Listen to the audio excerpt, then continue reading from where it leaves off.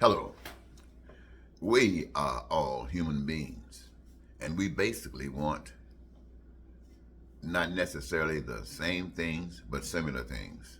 In other words, we want to survive. We want food. Now, that doesn't mean I want to eat the same thing you eat, but I want food. So basically, what I'm saying is that as individuals, we got the same basic conceptual things inbred within us as individuals that allow us to recognize who and what we are to one another. And it might help guide us how we treat one another. It's saying basically that we are all family. So if you want to know what's wrong or what's good for another, think about yourself. Do unto others as you'd have others do unto you. Wish for others as you wish for yourself. Pray for others as you pray for yourself. Have God do for others as you'd have God to do for you. So this is a basic concept of life, but for some strange reason, we got caught up in the matrix, and we are unfamiliar with what those things are that qualifies life. And it kind of eludes us, and we're trying our best to find it because we want it, and yet we are listening to voices that are leading us farther and farther away. We have some experiences here in the United States of America today that we never even foresaw.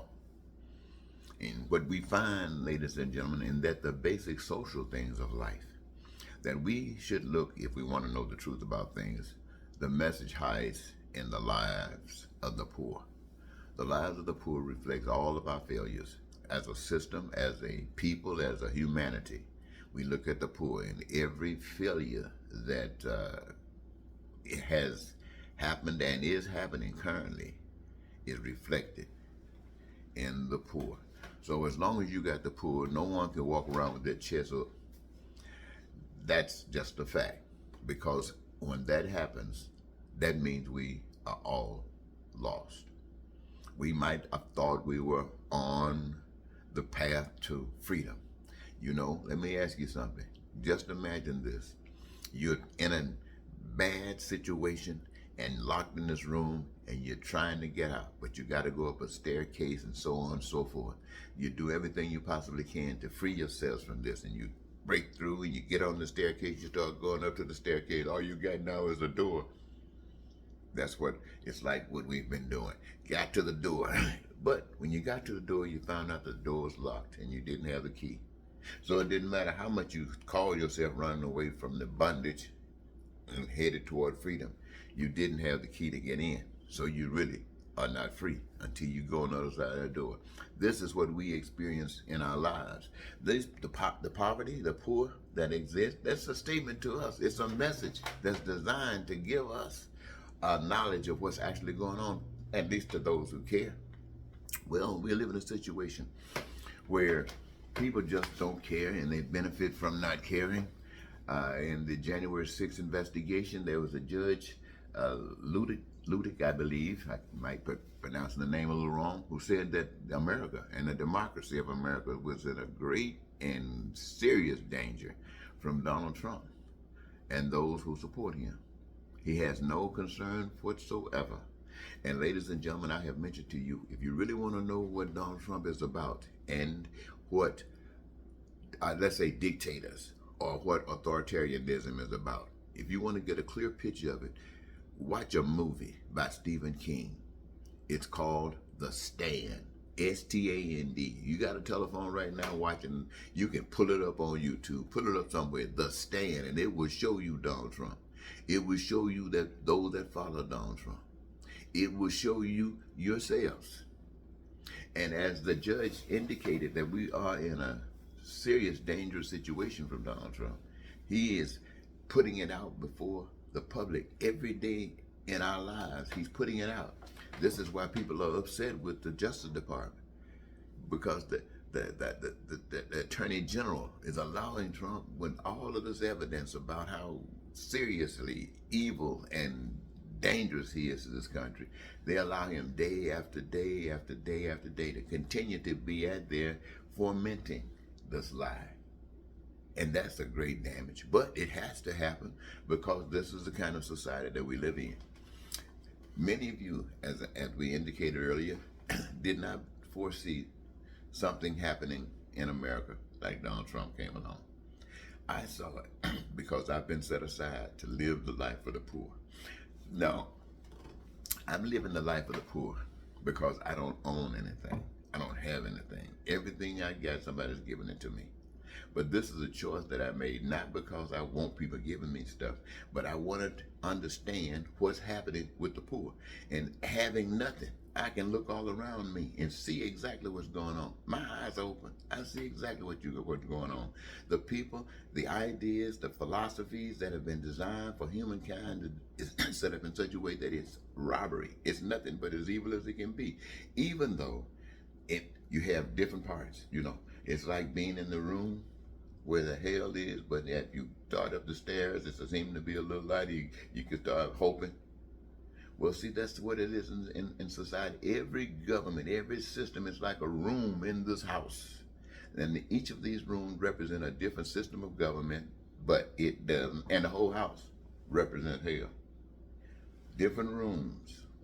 People have to go up, fall down a little bit lower, fall down a bit lower. Then you get into, I guess, where things can be the worst that they can possibly be that I can't even imagine. But this is where we're going. And so when the judge says, prepare yourselves, you got to stop Donald Trump from doing the things that he's doing. But it's not putting him in jail that's really going to stop. It's not putting him in jail that's going to stop those that are supporting him from believing that. What is going to stop them is for you to change things. Change things that when Donald Trump is saying one thing, it is obviously a lie to the people. Because the people that's been following him right now see that's a lie. Because whatever is going on in the system is working fine for them. So Donald Trump got to be wrong. So what I'm telling you, ladies and gentlemen, what we got to do is do the righteous thing. Stop trying to make money. All that is a part of a con game. You talk about the Ponzi schemes, the whole money operation is nothing but a Ponzi scheme. We came into this life, and let me say, when I say we came to this life, you really think that I'm speaking for God. Well, maybe, but what I'm really saying is, it is a action that will produce a certain outcome. So if you want peace and prosperity, that's a certain action that you got to do that. I don't know if it takes God to tell you that or not. I know it. You want everybody all the engineers know, everybody that know what they want to do, it takes certain things to do it. If you want peace, if you want prosperity, you want freedom, if you want joy of your life, you want your needs, your dreams, and your desires met, there are certain things you got to do. And it involves us as a family working together.